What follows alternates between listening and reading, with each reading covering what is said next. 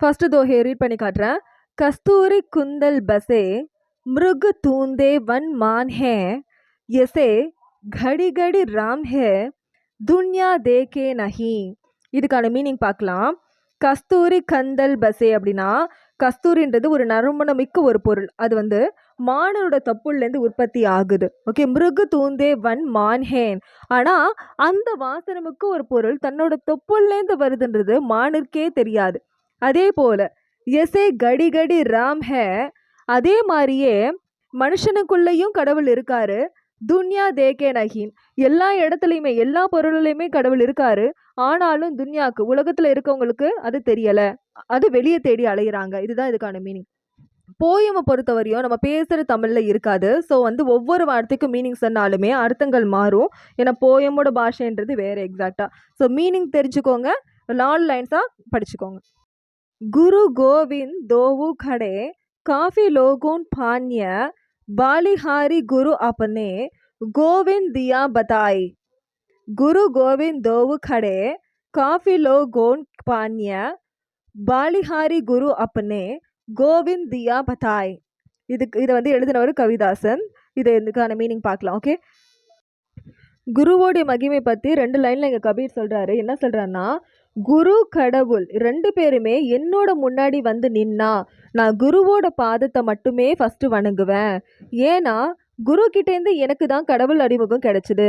எனவே குரு மட்டும்தான் கடவுளை விட உயர்ந்தவர் அப்படின்னு இதில் சொல்கிறாங்க. ஓகே, 3 ரஹீம் தாகா பிரேம் கா மத் தோடோ சட்காய் तुझसे फिर न मिले मिले गन परिजॉय.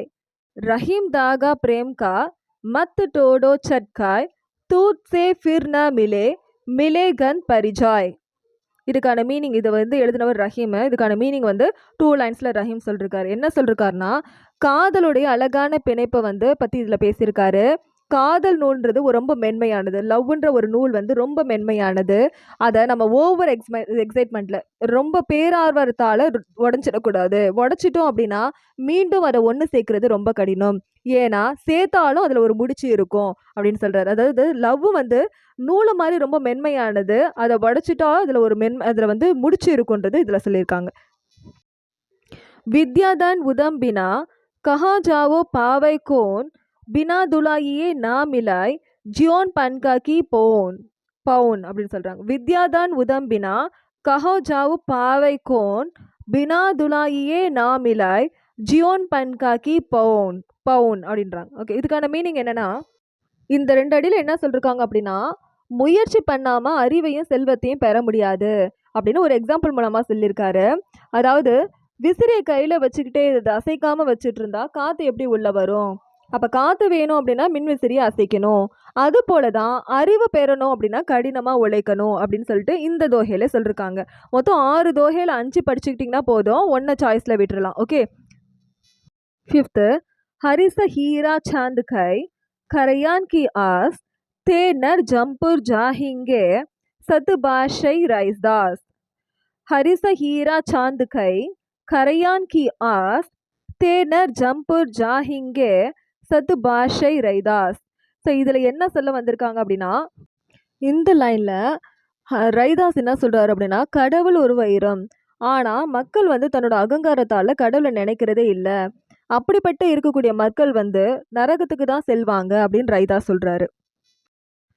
6th ஆவத் ஹி ஹர்ஷை நஹீன் நைனன் நஹி சனேஹ் துளசி தஹா நா ஜாயே கஞ்சன் பாரசேமே.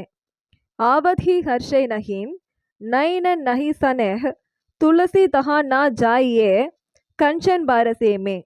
இதுக்கான மீனிங் என்னன்னா, நம்மளை அன்போடு வரவேற்காதவங்க வீட்டுக்கு போகக்கூடாது. இதுதான் அந்த கான்செப்ட். அதாவது ஒருத்தவங்க வீட்டுக்கு போனதும் அவங்க வந்து நம்மளை மகிழ்ச்சியோடு வரவேற்கணும். அவங்களுடைய அன்பு அவங்களோட கண்ணிலேயே தெரியணும். அப்படிப்பட்டவங்க நம்மளை வரவேற்கல அப்படின்னா அங்கே தங்க மலையே பொழிந்தாலும் அங்கே போகக்கூடாது அப்படின்னு சொல்லிட்டு துளசிதாஸ் இதில் சொல்லியிருக்காரு. ஃபஸ்ட்டு 5 தோகையை படிச்சுக்கிட்டாலே போதும், மீதி 1 சாய்ஸில் விட்டுடலாம்.